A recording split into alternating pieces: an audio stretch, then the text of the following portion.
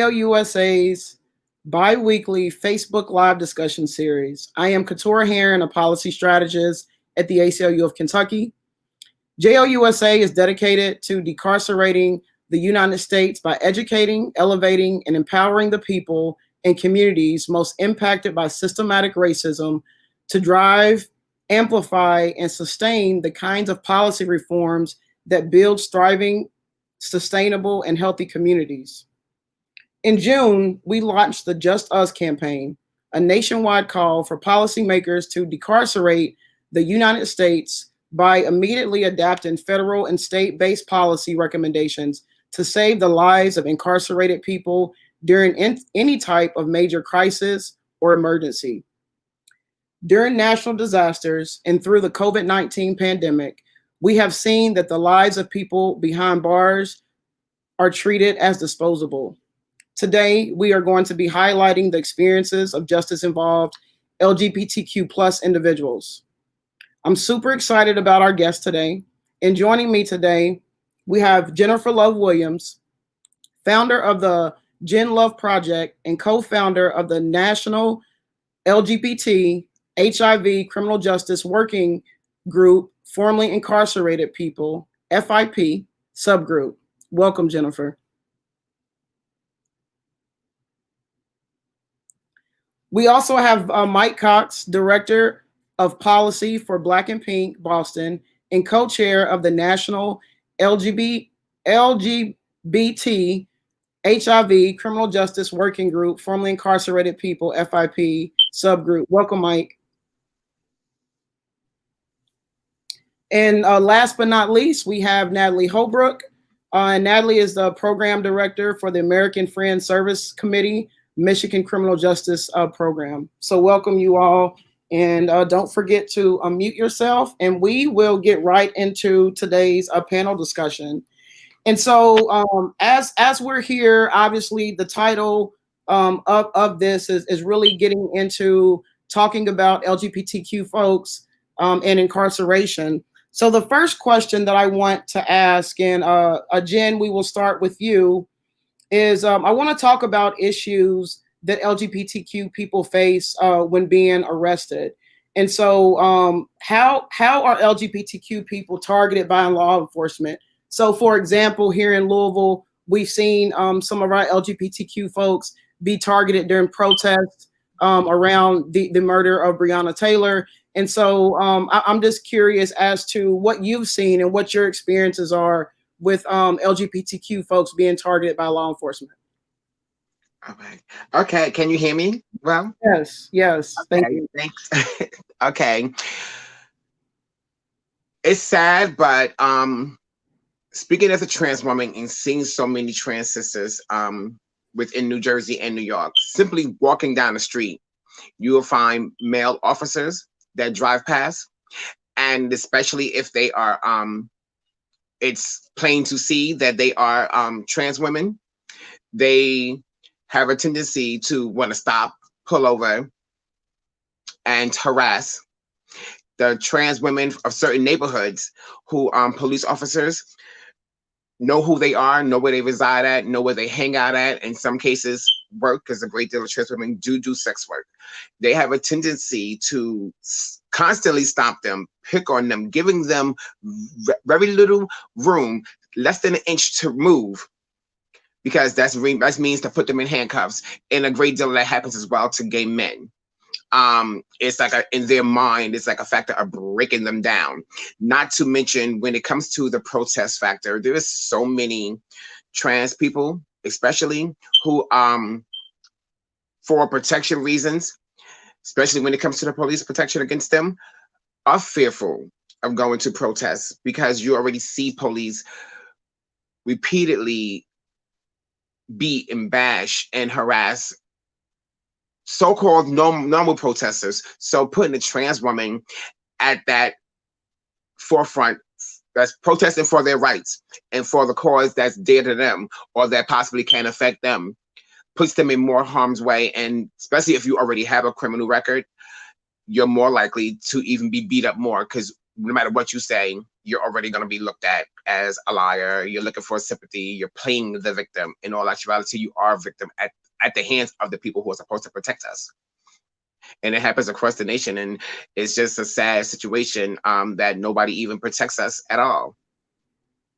Yes, thank you for that. And it's very interesting when you talked about certain folks being targeted. I think that when we look at policing in general, and how police our communities, that in certain communities there's certain folks who are targeted, but just lifting up the fact that trans folks are often targeted even more in their communities. Natalie, would you like to add something to that?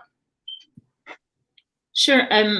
Hi, everybody. Thank you so much for having me. And Jennifer, thank you for being so candid and open and sharing just now. I think that it's really important to look at who ends up in our prisons and jails and the layers of policing and surveillance that lead to Black people and brown people.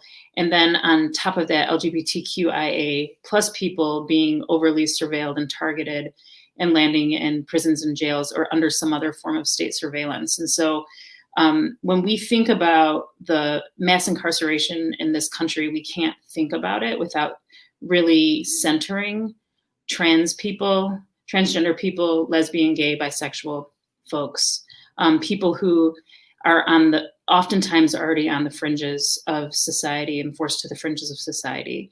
And so I work with people who are held in our state prison system, and many of the people that I work with identify as transgender, identify as gay, identify as lesbian. And it's been a real learning over the last 18 years as a queer person myself to then see so many of the people from the community that I'm within be targeted and landing in prisons and jails. And so I just want to make sure that we are consistently centering the folks that have been pushed to the margins. So I really thank you, Jennifer, for sharing and giving people insight into the kind of harm that that state violence bestows upon people. Yeah, thank you for that. And Mike, would you like to add a piece to that as well? Yeah, I'd like to add two quick pieces. So I'm also the administrator for the Massachusetts Bail Fund. And during the George Floyd riots and uprisings that happened here in Boston, when I did bail support for people, I posted personally for 7 people, and the only person to come out with harm on them was a trans man who had his nose bashed in. And so I think it's worth pointing out that fact. And then the other thing that I'd like to mention is that, the Boston Police Department here in Massachusetts, they recently had a class action lawsuit because of the way they treated trans people while they were getting booked. They made a trans woman, they completely humiliated her. There were multiple officers in on it while they were strip searching her. Men were strip searching the trans woman, and they humiliated her throughout that strip search process for their own delight. And I'm really glad that they were held accountable for that through the courts. But, that kind of mentality is rampant and pervasive throughout the entire law enforcement. And so we know that when people get arrested, specifically trans women, we know that the way they're going to be treated is going to be categorically different than how the rest of us would be. Yes, thanks for bringing that up. It's interesting. Since there have been protests here in Louisville, Kentucky, that's one of the things that I've actually learned about. And so I think that we're all in different stages of learning different things. And so I had an opportunity to meet and work with a trans man who was mistreated during the booking process. And so I think that it's important that people know and understand that there are so many different layers to it. There's the surveillance piece, as Natalie spoke about, and then there's the actual booking, and then there's the incarceration. And so there's so many levels and layers to different things that folks are experiencing. Michael, I want to jump back to you to start off with this next question. You talked about your work with bail support. And so the incarceration rate for LGBTQ folks are 3 times higher than the general population, and that comes from the Williams Institute. From your experiences and the things that you've seen, what are drivers of incarceration for LGBTQ folks? Yeah, that's a great question. Thank you. So I would say a lot of it starts at the home and in the school level. So while people are coming out during their youth stages, they're often marginalized in their homes. They're marginalized within their schools, which creates a clear pathway to the streets, right? People are just trying to get away from unsafe situations.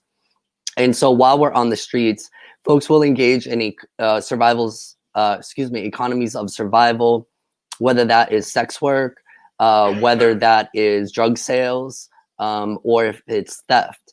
And so we know that this increases the likelihood of coming into contact with police, therefore also puts you on a path to incarceration. And then, God forbid, you have any other compounding identities. If you are a person of color, if you are a trans woman, those chances just astronomically increase. And so those are some of the causes and conditions that give rise to this disproportionate incarceration rate. But also we're up against a beast of a system here. It loves to devour Black and brown people. It loves to devour queer people, especially trans people. And so I think it's kind of like you have to use both frameworks when looking at this situation. That I think can be helpful to have more like insightful analysis around why this happens. Yes, thank you. Jen, I would like to hop to you really quick and learn more about what you've seen or your thoughts and experiences as far as drivers of incarceration for LGBTQ folks.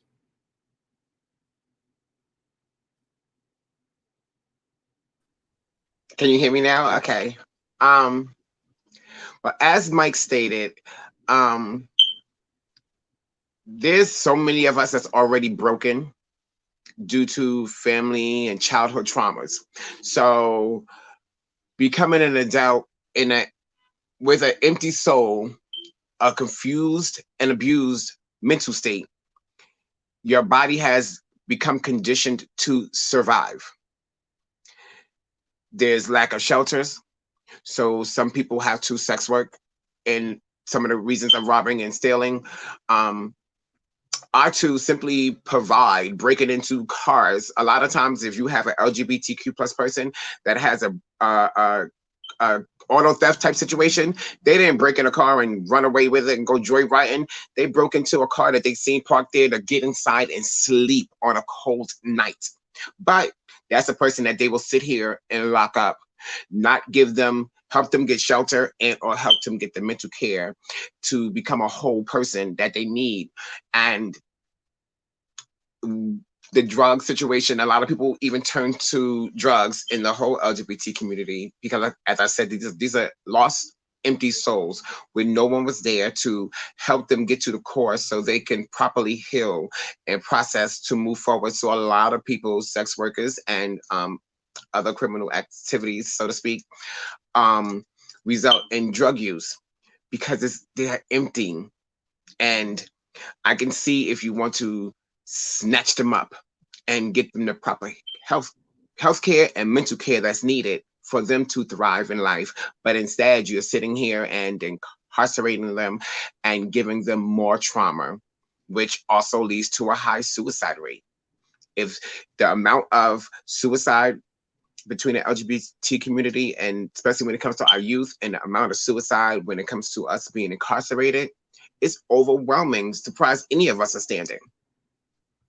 Yes, thank you for that, Jennifer. And I think that one thing that sticks with me that you talk about is you really just talked about the basic needs of people. Is that our communities are not providing the basic need of LGBTQ folks, and it starts with those young people being pushed out of the home.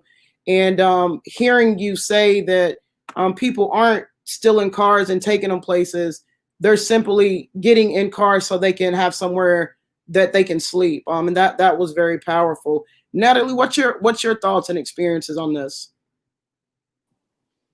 Well, I think that Jen said that, LGBTQ people, there's this brokenness. I think that all of us have brokenness. There's these layers that society puts on us. And I think that if you're queer, if you're trans, you're going to be sometimes kicked out of your house. You're going to then be on the streets, potentially couch surfing. You're going to then, when you have interactions with law enforcement who are supposed to protect us, and that's just a complete fallacy, right? But when you have those interactions with law enforcement, there's these layers of discrimination that are rooted in homophobia and transphobia and heterosexism that are just insidious in our society. And so you have the entire system, whether it's schooling or the family life or these governmental agencies that are breaking people even more.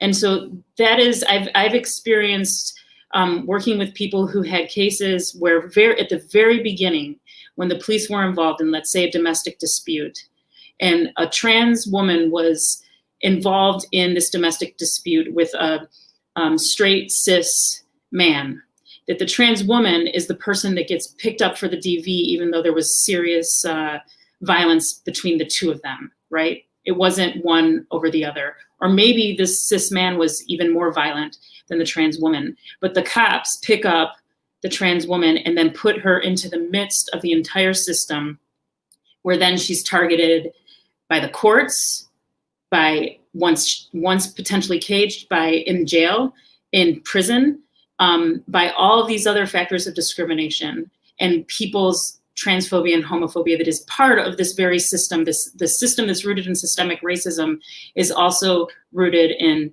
systemic misogyny and systemic transphobia and homophobia. And so I think it's really important to see that the brokenness that is people experience and have trauma in their lives from all sorts of societal injustices is like tripled up for LGBTQI plus people. And I don't want to say that people only function from a place of being impacted by trauma, because and resilience is an overused word sort of right now. But I do want to say that like the trans folks and queer people I've met in prison are some of the strongest people I've met because they've had to survive so much in so many of these layers. Yes, thank you, Natalie, for that. And I actually, Natalie, I want to stick with you for a minute, because you did talk about prison. And so we have where folks are over surveillance in communities, and then we have the point of arrest and what that looks like. And as you spoke about the experiences of the trans woman.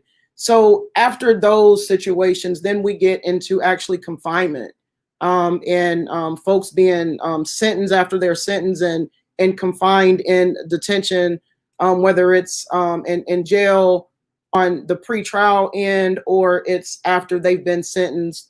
And so let's kind of shift gears to there about the conditions of confinement. 85% of LGBTQ incarcerated people report being subjected to solitary confinement. How are the conditions of confinement, and how are they hurtful and harmful to LGBTQ folks? And I know that you just talked about the trauma piece.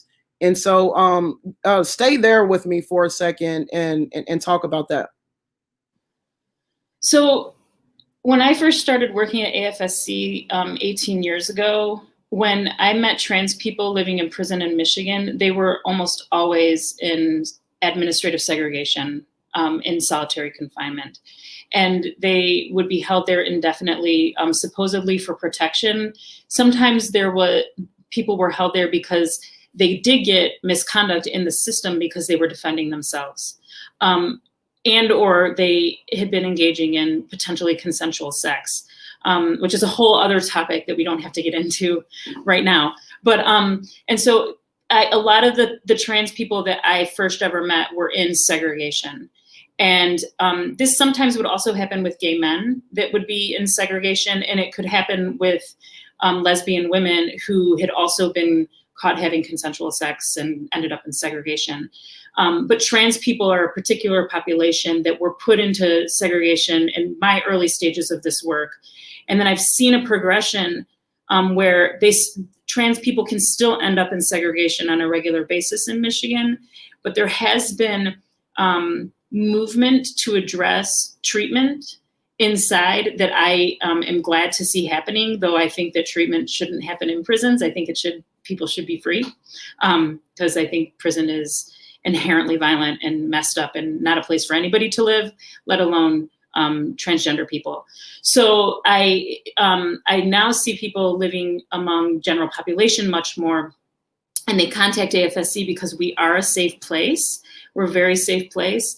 But people have to jump through myriad hoops to get treatment, have to like really go like grieve sometimes. I mean, I'm working with somebody right now who can't get a binder at the women's prison, which is absurd. And so like, there's just like little things that pop up all of the time. And then you have this other layer of people being potentially violated by other people in prison, being violated by staff, being harassed by staff, being told that their lifestyle is wrong. You have medical providers who can say really awful things to people during consults, who are the only medical provider. When you're in prison, you don't get to choose who you go see, right? So it might be the only medical provider on the compound that has the authority to give the person what they need. So if they are asking for accommodations like a bra or women's underwear, they can be told no just because of somebody's religious affiliation who's the medical provider. And then the people at the very top might actually be really well trained, right? They might be your biggest ally when it comes to transgender treatment of people in prison. But to get from the ground level of the prison to the top takes all of these steps, all of this jumping through red tape and hoops. And so by the time somebody gets there, it may have been a year, it may have been 2 years, we don't know. So we do try to intervene and push that stuff along, but that's the nature of prison in general, unfortunately, except when it comes to the treatment, and this is the mental health treatment and the physical treatment of transgender people, it should never take that long. And then there's just the everyday sort of inhumanities that happen and how people are addressed and how they're spoken to by healthcare providers, by staff, that are just, appalling, frankly. And so there's a lot of work that needs to be done inside. But I also, while we do this to create better conditions, I also want to always raise up that we want people moved from the prison into the world and to dismantle this current system. Yes, thank you, Natalie, for that. Michael, I wanna ask you. I know that you're doing bail support. What type of issues have you heard about or learned about? Really from that front end? Is it very similar to some of the things that Natalie has spoken about, or are some of those issues different based on like that beginning stages of being in a county jail, or just that pre-trial piece? The truth is that when we post bail for somebody, they're actually usually a train wreck. They are vibrating at such a high frequency because of the posting process. People are just held in a holding tank for sometimes hours. And so by the time they finally get released, they're not up for having a conversation like that. They don't want to have like an Oprah interview with me. And I really try to respect and not like prod too much until like say, how is your time in there? So I do try to avoid those kind of conversations with them. But what I do want to mention is that I'm on the special commission to study the health and safety of LGBTQI prisoners here in Massachusetts. And so we're basically tasked with investigating the DOC and their treatment of LGBT people. And I have never seen a Department of Corrections so invested in denying the existence and validation of trans people, specifically trans women. Like Natalie was referencing, the process to get your hormones, to get moved to another facility that conforms with your gender identity is so intense. They have like 2 or 3 subcommittees that you have to like pass through. I mean, it's like a Herculean almost to pole vault through these systems and these committees and to get the approvals just to get your hormones, just to be housed in a facility that conforms with your identity, right? Getting trans women to female designated facilities. And so it's really just how much they invest in making sure you can't get anywhere could be better invested in making sure people get what they want. And they always just show like egg on their face, the lengths they'll go to prove their homophobia and transphobia. It's really astounding. Yeah, thank you for that. Jennifer, I'm going to hop to you, but I want to bring in a question that we've received from the audience. And the question that we've gotten is, is there a difference in the LGBTQ community when it comes to how the system treats impacted Black people and white people?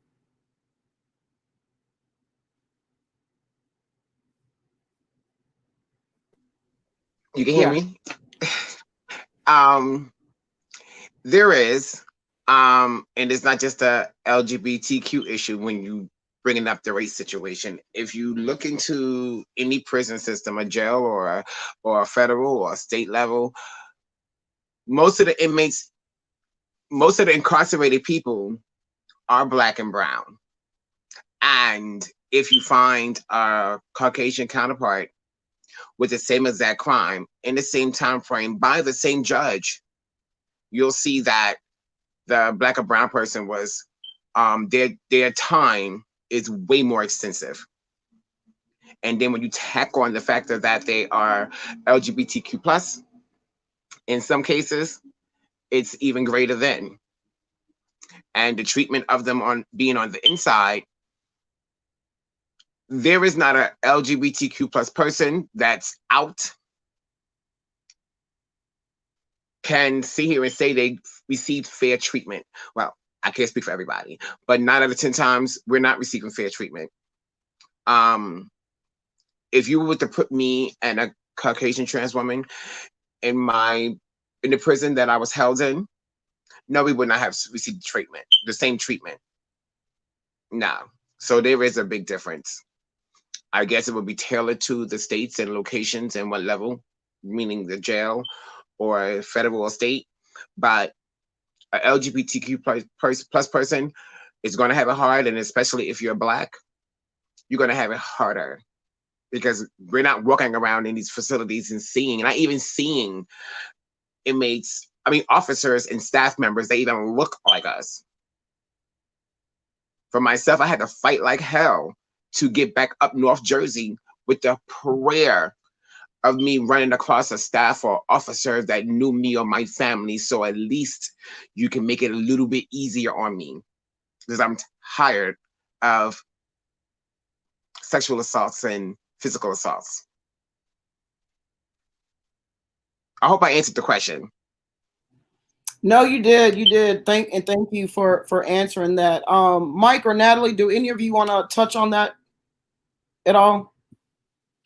I just do want to say that in our work at AFSC, we've done a lot of looking into the use of solitary confinement and also how more Black men end up in higher security levels and in solitary confinement in general in the prison context.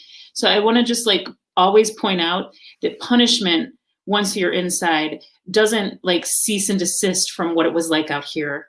So it becomes this sort of inside prison. It's the same sort of things that people are navigating in the community. So if you have Black people being sentenced to longer sentences than white people, than their white counterparts, in the prison context, there's similar conditions. So if you have a trans Black woman who gets a longer prison sentence because of the discrimination and the inequities in the system itself, that same sort of thing can then happen in the prison context around punishment and how punishment system works itself. So when I talk about higher security levels, that's when people are getting misconducts or they're getting new criminal charges in the prison context, and then they end up in higher levels or in solitary confinement. And so it doesn't go away once you're in prison. All the stuff we're working against before people land in prison is the same stuff we have to work against once people are in prison. Thank you, Mike. Go ahead and jump in. Yeah, thanks. I just want to lift up really quickly that the way that these systems of oppression can replicate and magnify while people are on the inside. Um, this really presents itself when we're talking about people convicted of sex offenses as well. So over half of our members here in the Boston chapter of Black and Pink are housed at the Massachusetts Treatment Center, which houses people convicted of a sex offense. And the conditions there are unlike any other that I've ever seen at any facility. Our national newsletter is banned from their facility. They say that our newsletter has too many like sexual overtures and content, which it doesn't. I've gone through them. And so I've come to the conclusion that what they do is they equate LGBT identities with sexual deviance. And we can see this through the qualified examiner process, where people are sort of like checked out to see if you're sexually dangerous, where some of these people conducting the test don't believe in bisexualism, that are like well-established principles of queerness. And also if your offense is against somebody of the same sex, you also get additional points that can be used to hold you incarcerated under civil commitment indefinitely. And so the ways that queer people are targeted and then exploited for just existing, for who could potentially get more time on their sentence or never see the light of day again just because they're queer, is just astounding to me. And I think it's a very under-discussed topic, but I want to lift that up quick. Yeah, Mike, I thank you for bringing that up. That's definitely something that some of the things that you stated that I wasn't aware of, and I think that it's very unfortunate that you are a group that is providing education and support, and that being banned from a facility, because that's the type of support that our people need when they're incarcerated. I want to jump to Priya and get some more information about how are LGBTQ folks protected or not protected when it comes to PREA, and that is the Prison Rape Elimination Act. And so, Mike, I'd like to hear what you have to say based on some of the points that you just made. Sure. So PREA in general, working with so many LGBT formerly incarcerated people across the nation, the feedback that I hear is a mixed bag.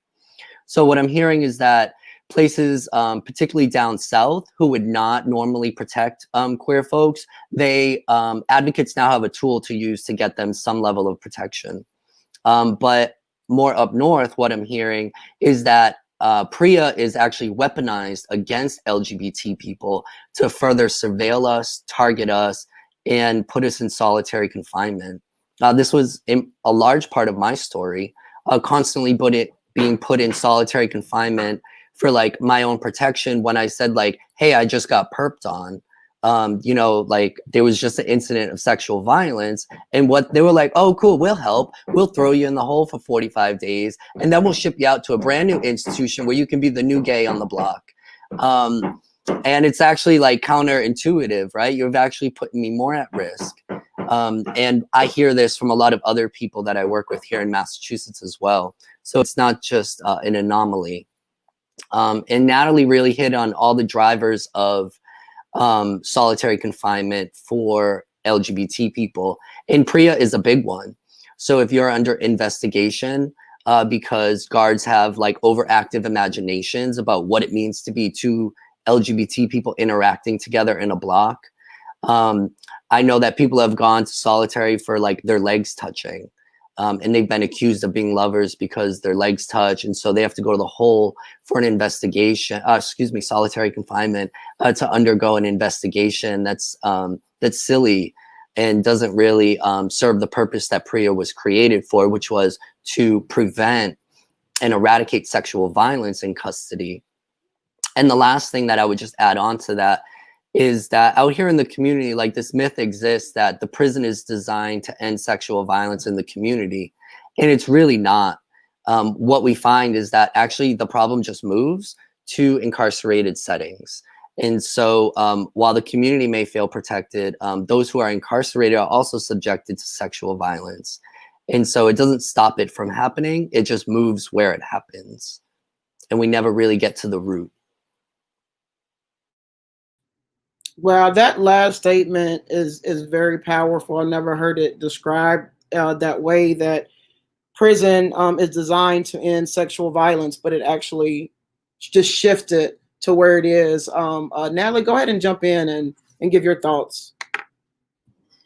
I wanted to say, Mike, thank you for that great overview of the Prison Rape Elimination Act. And I just wanted to add in that there are some things that protections in PREA, especially for trans women, trans people, that I've seen help out around being able to refer to federal legislation and say, oh, wait, this trans person wants 2 people in the room when they're having a strip search.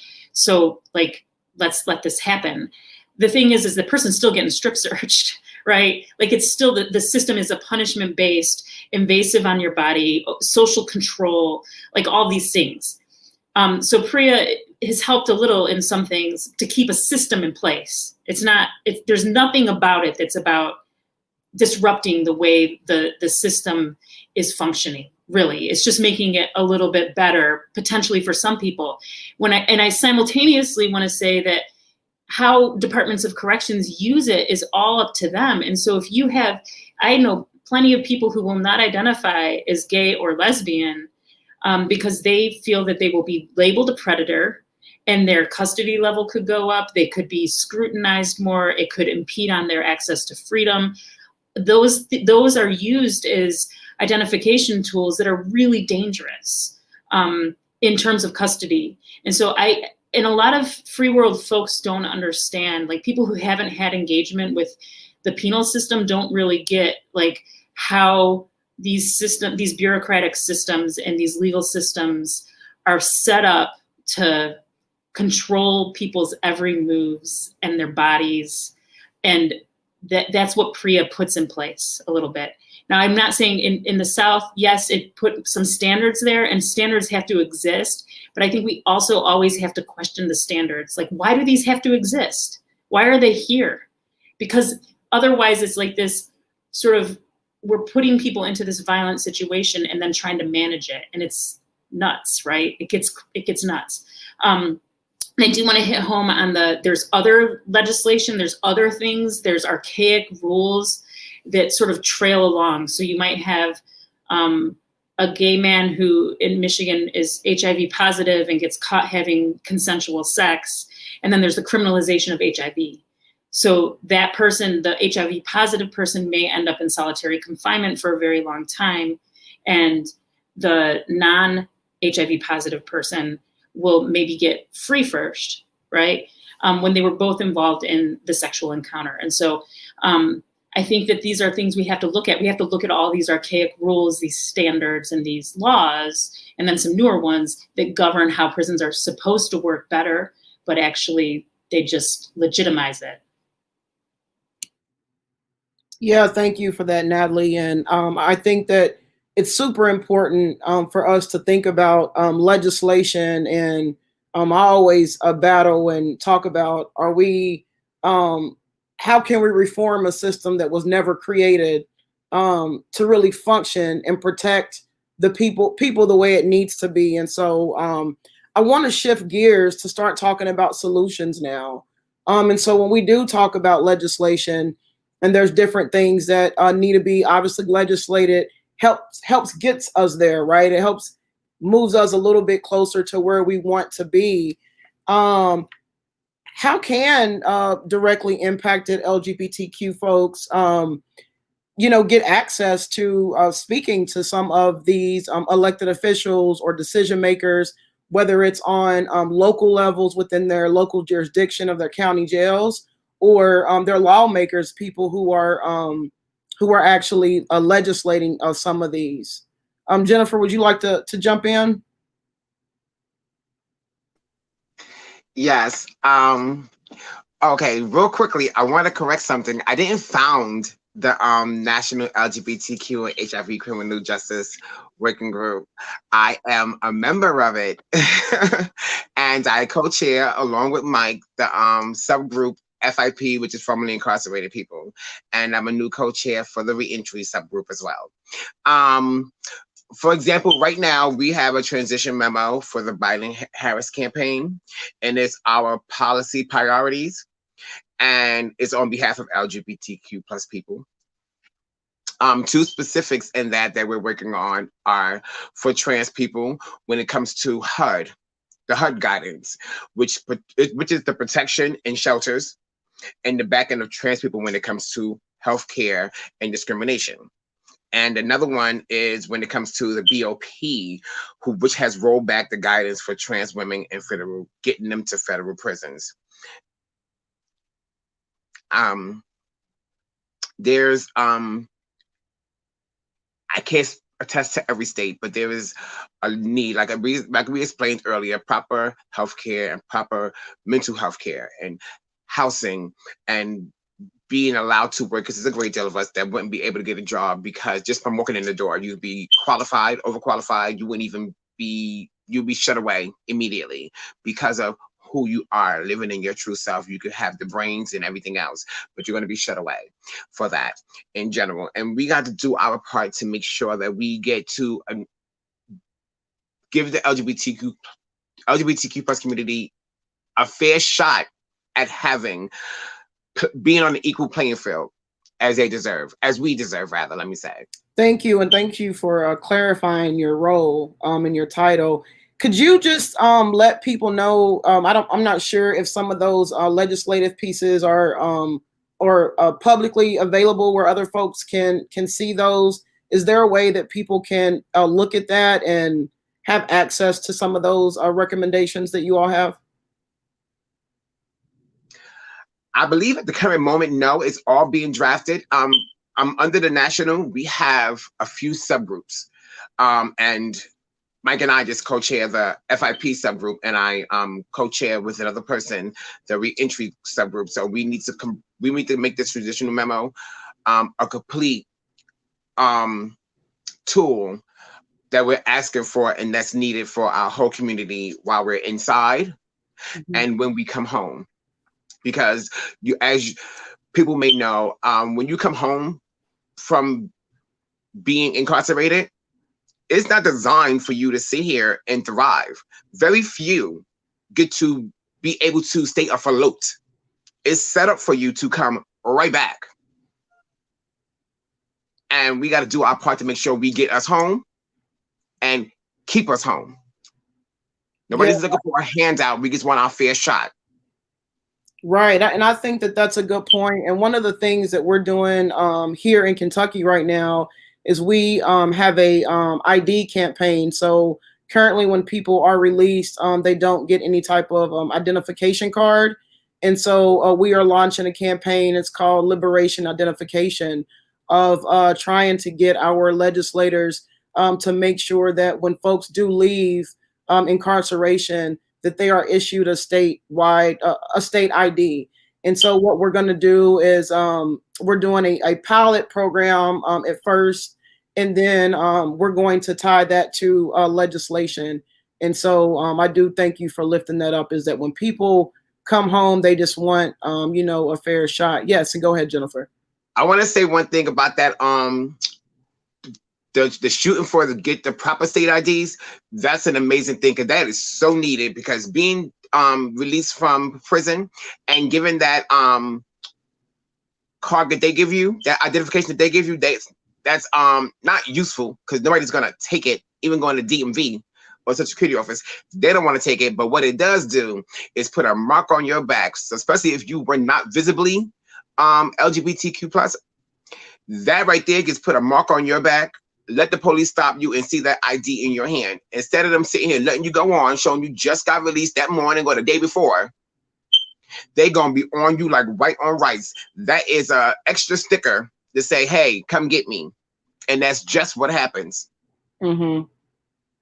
Yeah, and just to be clear, the one that we're doing is we want an official Kentucky ID that everyone gets. And so hopefully that we are successful in that, and we'll have a way to help, get that out across the nation as well. But we agree on that, and that people need a fair a chance as soon as they walk out of the doors without any of those barriers.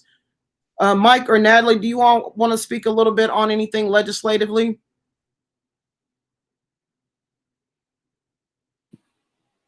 Do you have something, Mike?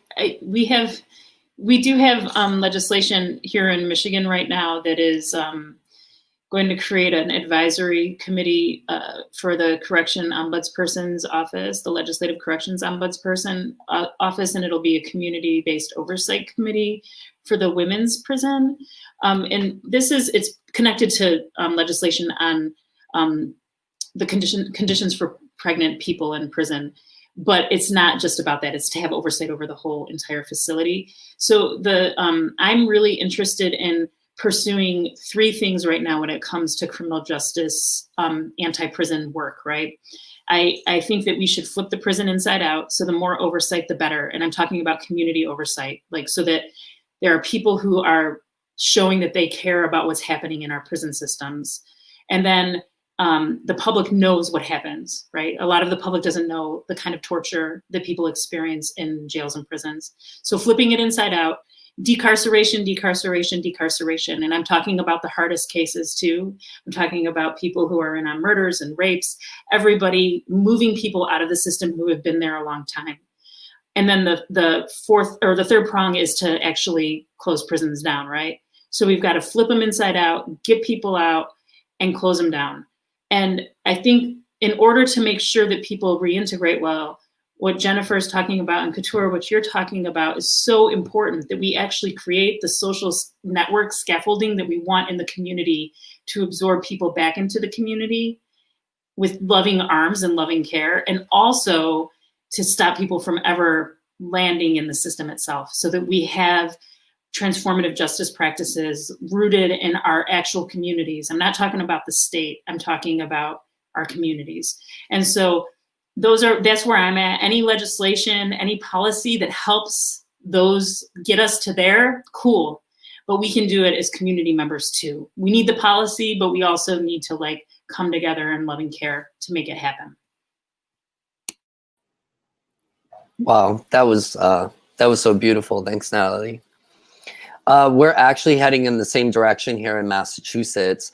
So I'm doing a lot of research now on what an ombudsman-like position could look like. I've seen really good model legislation out of Oregon, I believe. And that looks like basically someone with federal access powers, the same kind of powers, but rooted in an individual organization. So we wouldn't want it actually housed in a branch of government. We would rather see it housed in a nonprofit organization with those same federal access powers so that person can be politically insulated, right? We don't want a governor coming in with a law and order approach and all of a sudden there goes the position. We want someone to be independent. So that's definitely the direction we're going. And that would be for next session. We have a bill pending now on data collection for LGBT folks held in solitary confinement. We have 2 data points, one from the government and one from Black and Pink. And we really need to see what that looks like on the ground here in Massachusetts.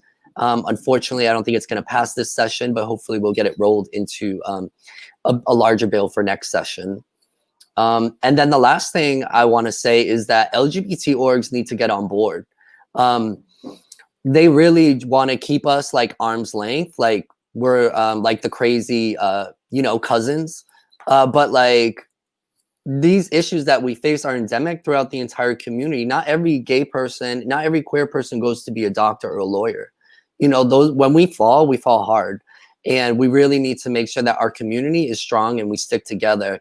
But we often see faces like HRC throwing us under the bus or not really supporting us in the ways that we need to be supported, or that people who are directly impacted are asking to be supported. So I think that the more visibility that these big LGBT orgs can give us, the better and stronger our community will be, because people are being tortured right now, queer people in custody. And I just feel like they're not hearing our screams for help. Not to call anyone out, but it really is a scream for help. And I hope that if there are folks who work at LGBT orgs that aren't criminal justice specific are hearing this now, that y'all maybe consider talking with your team about how you can make it more inclusive for some of the most marginalized people in our family.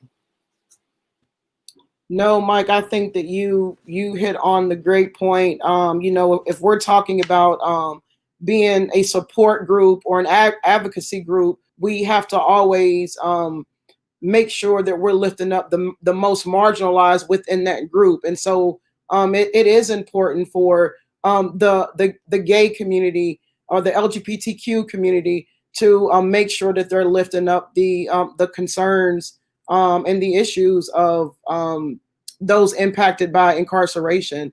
Listen, y'all, we have about 10 minutes left, and each of you in the last question has kind of hit on something. And so I want to make sure that we get this. One of these last questions is in.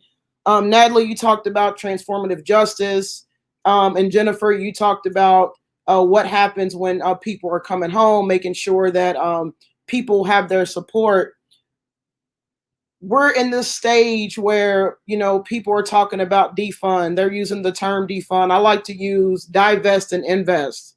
And so as we have discussed everything today, you know, one of the questions I would like to ask you all is, how can we divest from the police and invest in communities? But also, when we're investing in communities, how do we make sure that we're investing in the LGBTQ community? This conversation is happening pretty much everywhere. I'm actually going to be testifying next week in front of our state legislature on, they call it defund. And so how do we do that? Even as me, as being an advocate, you know, what type of suggestions would you tell folks? How do we make sure that we keep LGBTQ folks lifted up in this conversation? And Jennifer, I'll start with you. One of the most important things for the LGBT community is to make sure that they know their rights. We need not just our LGBTQ organizations, whether it's criminal justice or is a housing organization. If you're here for the community, to protect and uplift the community and help it to grow prosperous, excuse me, I got a little tongue-tied, prosperous, forget it, to help it grow, then you have to work together with each other. Because knowing, for us to know our rights, for us to have lawyers and paralegals that are LGBTQ friendly or that are LGBTQ plus, to know the challenges that we're going to face and fight for us. And it was a time when police officers were supposed to be the person you run to for safety and security, and it's not. They are the person that makes you more fairer. If I see the robber with the gun and I see the police officer over there, who do I want to run to? Because either which way I'm gonna get hurt, is what my mind frame says. And at the time of my arrest, for example, I didn't understand. I knew what I seen on TV, what I heard my parents talk about. I didn't know anything. I just knew to keep my mouth shut. And it left me in a vulnerable state. But I've been doing my part to sit here and work with other organizations, whether it's in my state, other states, and different realms of work, because it's still for the community. If you're talking about someone who has a housing situation, you understand a person with a housing situation may possibly end up incarcerated. Do they know their rights? For example, I never even knew of PREA until my final year in prison. Keep in mind, I was already raped and everything else, and they did nothing. They covered it up. But now it's my sole duty to make sure that you understand these things. We need to find ombudsmen as well, who actually want to do their job.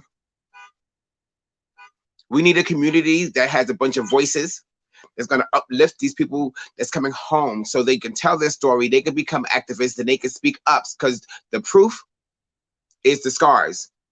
So therefore, you know that this is actually an issue. To help you learn your rights, make sure the one behind you knows their rights, so we can move together and be prosperous, to sit here and put some funding into a building or two where we can properly be housed. Sit there and medical providers, sit there and take a moment out to learn the trans identity, mental process, the gay man or the gay woman's mental process. Because mental health is something that's very needed from the beginning to the end. Thank you. And then I'll also add in there, Jennifer, that when folks are learning and they are coming to the LGBTQ community to get that education, they also need to be paying us. And so I just also want to lift that up. I left Mike, that out. Mike, what are your thoughts around divesting and investing, and how we make sure that that we are included in this conversation? Absolutely. I always think that historical context is helpful. So like in the 50s, we had the lavender scare where the government outed us to our families and fired us from our jobs. The 60s, that continued into the 60s. We had the Stonewall riots. So we've always had a rife relationship with police. And as we talk about ending what it could look like to reinvest these funds, I think it's also important to point out where the money currently goes. So there are like endless resources to surveil, to prosecute, to arrest, to incarcerate. But then when we talk about building up our communities, all of a sudden there's no coins in the purse anymore, right? People kind of like give you a side eye, like you want a free handout. But I think that it's an easy sell. And when we talk about where we're going to put that money, we're going to put it in organizations like the Gen Love Project, right? We're going to put it in Natalie's AEF. Oh, I'm so sorry.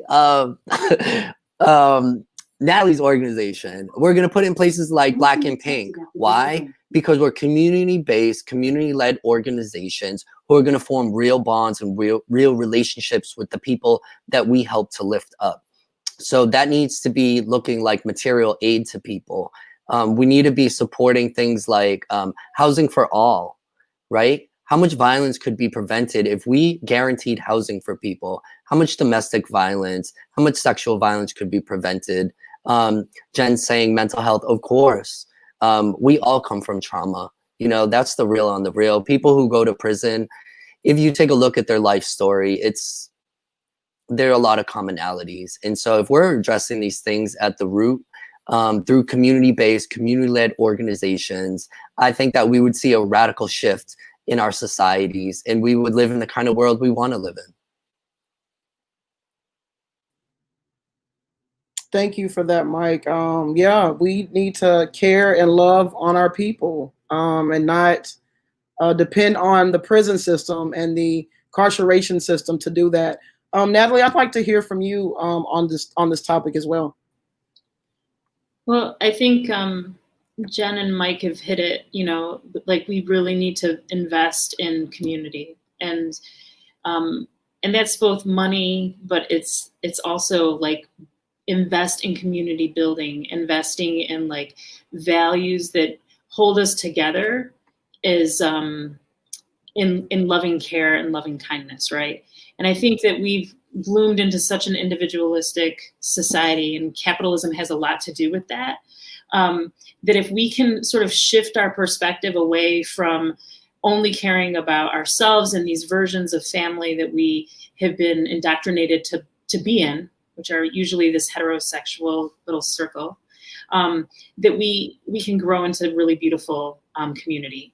And I think that is where we can take care of ourselves instead of relying on systems of state control to take care of us, so we can start to defund the police. It's not that we want to see people who work in policing out of work or out of livelihood, right? That's not what this is about at all. It's that we want to see money shift into communities so that we're providing resources to build strong and thriving. I'm so tired of just hearing about survival and resilience. I want to live in a community that thrives. And I know that the epicenter prison is like the climax of not being able to be provided the tools you need to thrive. And so how do we create a world where we all can thrive? And those are the questions and I hope the LGBT community, and I'm not talking about imprisoned people or people who've been touched by the criminal legal system. I'm talking about these orgs that Mike was bringing up. We have to care about criminal justice issues and criminal punishment systems, because we are, as queer folks, targeted, and the state wants us to not thrive. So we have to care. The liberation of people in prison is connected to our liberation as queer folk. Thank you for that, Natalie.